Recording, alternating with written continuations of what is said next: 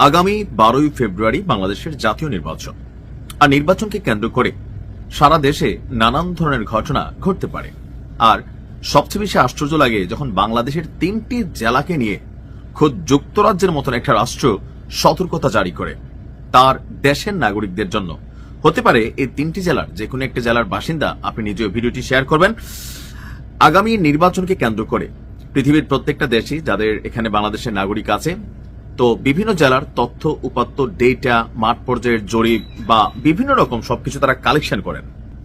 তো এমত অবস্থায় জাতীয় নির্বাচনকে সামনে রেখে এবং বাংলাদেশের সার্বিক যে পরিস্থিতি, এই পরিস্থিতিকে সামনে রেখে যুক্তরাজ্যের foreign commonwealth and development office FDCO একটা নির্দেশনা দিয়েছে।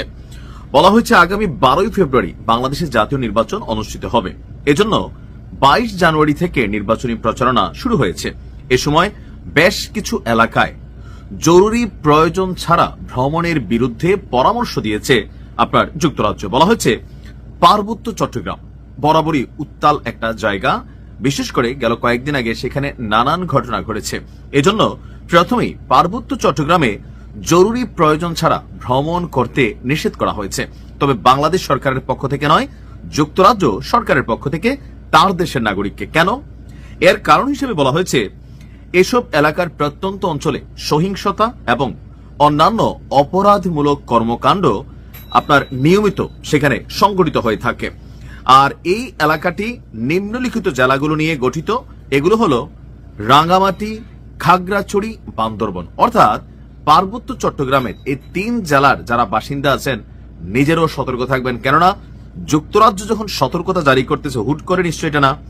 আর এই 3টা জেলায় আমরা জানি দেশি বিদেশি যেই বাংলাদেশ বিরোধী শক্তিরা আছে বা বিভিন্ন গোষ্ঠীরা আছে, এই অঞ্চলগুলো যেহেতু পাহাড়ি এলাকা বা গহীন জঙ্গল এরিয়া, এর ভেতরে নানান ধরনের অপরাধমূলক কর্মকাণ্ড নিয়মিত হয়।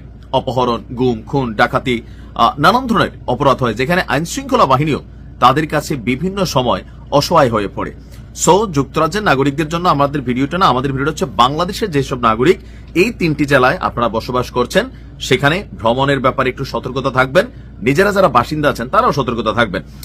বলা হচ্ছে যে সন্ত্রাসবাদ, আইন শৃঙ্খলা পরিস্থিতির অবনতি এবং চলমান রাজনৈতিক অস্থিরতার প্রেক্ষাপটে আপনার তারা বাংলাদেশের সম্ভাব্য নিরাপত্তা ঝুঁকিতে যেই জেলাগুলোকে চিহ্নিত করেছে এর মধ্যে এই 3টা সবচেয়ে রেড লিস্টে আছে।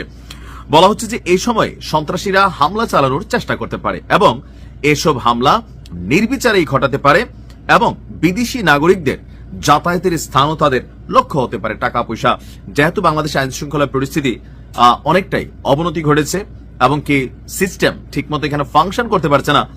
শরীফ ওসমান হাদির হত্যাকাণ্ড হয়েছে, এদের খুনিদেরকেই খুঁজে পাওয়া যাচ্ছে না।